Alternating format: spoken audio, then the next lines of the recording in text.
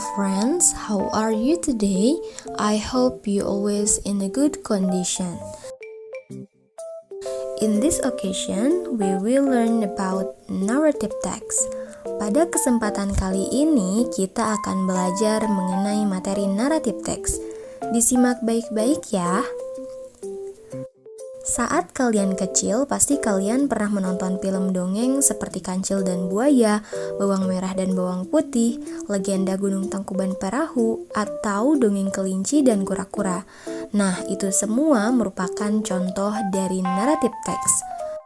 So, what is narrative text? Narrative text is a story with complication or problematic event and it tries to find the resolution to solve the problem.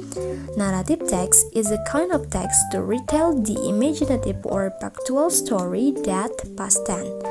Jadi, naratif teks itu merupakan jenis teks imajinatif atau faktual yang terjadi pada masa lalu, yang rangkaian peristiwa atau ceritanya dari waktu ke waktu dijabarkan secara kronologis atau berurutan. Jadi, teks naratif bisa merupakan cerita yang imajinatif atau cerita yang benar-benar terjadi ya. Adapun tujuan dari teks naratif itu sendiri adalah to entertain or to amuse the reader or listener with the story. Untuk menghibur pembaca atau pendengar dengan cerita tersebut.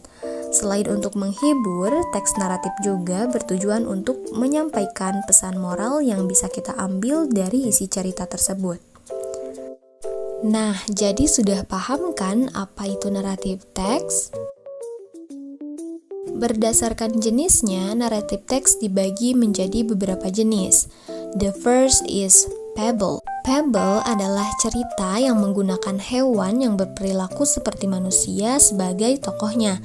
Salah satu contoh fable yang terkenal adalah The Story of the Rabbits and the Turtle, cerita kelinci dan kura-kura. The second is legend atau legenda. Legend merupakan jenis teks naratif yang menceritakan asal-usul dari suatu tempat. Ada sebagian orang yang percaya, ada juga sebagian orang yang tidak percaya terhadap cerita tersebut. Dari Indonesia sendiri, contoh dari legend adalah Roro Jonggrang, atau kita biasa sebut The Legend of Prambanan Temple, legenda Candi Prambanan. The third is fairy tale. Fairy tale ini merupakan cerita yang paling menjadi favorit kita pada masa kecil loh. Fairy tale merupakan cerita yang di dalamnya terdapat banyak keajaiban atau menceritakan dunia peri. Contohnya adalah cerita Cinderella, Pinocchio, atau Snow White. The fourth is folktale. Cerita ini merupakan cerita rakyat yang diceritakan secara turun-temurun sehingga menjadi bagian dari tradisi masyarakat. Contohnya adalah cerita Bawang Merah Bawang Putih atau cerita Timun Mas. And the last one is myth. Myth ini merupakan cerita atau mitos yang berkembang di masyarakat dan umumnya dianggap menjadi cerita yang faktual atau benar-benar terjadi. Contohnya adalah Nyi Roro Kidul. Nah, itulah definisi dan jenis-jenis dari naratif teks. Bagaimana? Apakah kalian sudah mengerti? Semoga bisa dipahami ya.